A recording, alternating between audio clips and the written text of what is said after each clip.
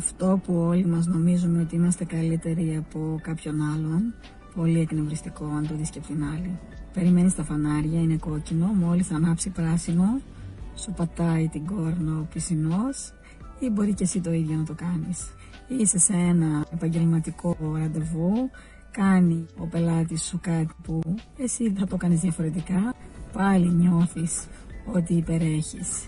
Αυτό που θα ήταν ωφέλιμο για σένα είναι σκέψου λίγο πόσο διαφορετικά σκέφτονται οι άνθρωποι και πώς αντιδρούν. Εκείνο το είμαι καλύτερος, το είμαι χειρότερος, βάλ το λίγο σε μια άλλη διάσταση και πες πόσο διαφορετικός είναι. Σίγουρα έχεις να κερδίσεις περισσότερα. Πρώτον, έχεις να κερδίσεις κάτι το οποίο λέγεται γνώση, μαθαίνεις και αντιλαμβάνεσαι πόσο διαφορετικές συμπεριφορές υπάρχουν. Δεύτερον, δίνεις το χρόνο σε κάποιον να αποκαλυφθεί, να δείξει τι ακριβώς σκέφτεται και ίσως εσύ μέσα από αυτό να μάθεις άλλους τρόπους αντίδρασης, συμπεριφοράς σε καταστάσεις που τώρα δεν είναι στο προσκήνιο, όμως μπορεί να έρθουν. Οπότε να είσαι προετοιμασμένος, γιατί όχι.